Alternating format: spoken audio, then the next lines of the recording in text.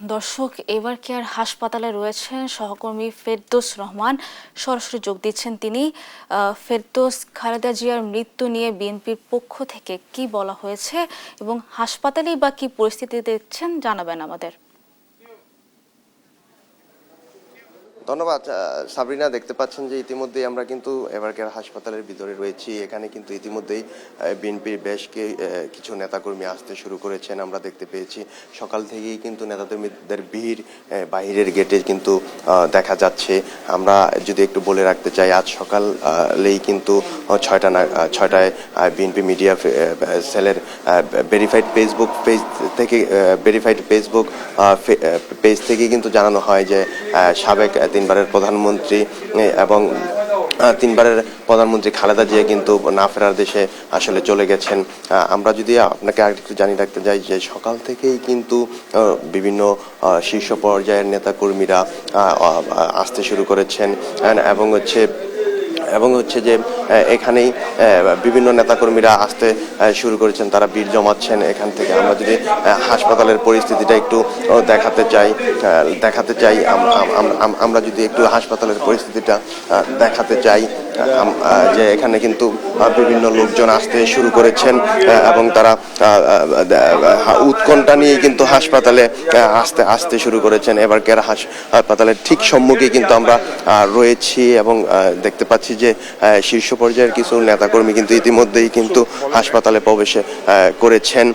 আমরা যদি আরেকটু জানিয়ে রাখতে চাই, আজ রাত 2টায় কিন্তু খালেদা জিয়ার ব্যক্তিগত চিকিৎসক ডাক্তার AZM জাহিদ কিন্তু সংবাদ বিজ্ঞপ্তিতে সংবাদ সম্মেলন করে জানিয়েছেন যে খালেদা জিয়ার শারীরিক অবস্থা অত্যন্ত সংকটাপন্ন।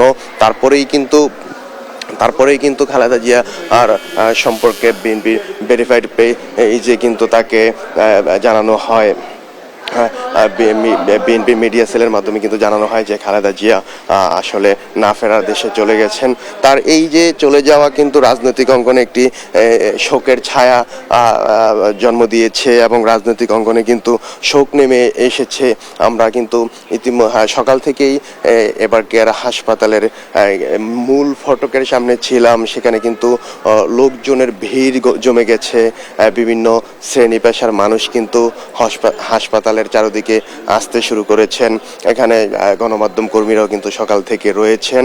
আমরা মূল ফটকের সামনে থেকেই কিন্তু দেখতে পেয়েছি যে বিএনপির শীর্ষ পর্যায়ের বেশ কিছু নেতাকর্মী কিন্তু আসতে শুরু করেছেন এবং ভিতরে প্রবেশ করেছেন।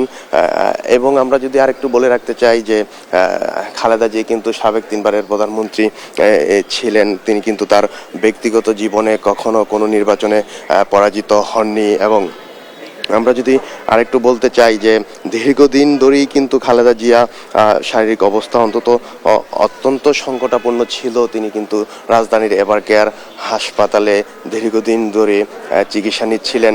কয়েকবার তাকে বিদেশে নেয়ার সিদ্ধান্ত হলেও কিন্তু তার শারীরিক অবস্থা অবনতি বিবেচনায় তাকে বিদেশে নেয়ার সিদ্ধান্ত নেননি দল থেকে। এখানে কিন্তু আমরা যদি আরেকটু বলতে চাই, গত রাতেই কিন্তু বিএনপির ভারপ্রাপ্ত চেয়ারম্যান তারেক রহমান সহ তার পরিবারের লোকজন কিন্তু বেগম খালেদা জিয়াকে দেখতে এবার কেয়ার হাসপাতালে এসেছিলেন এবং তারপর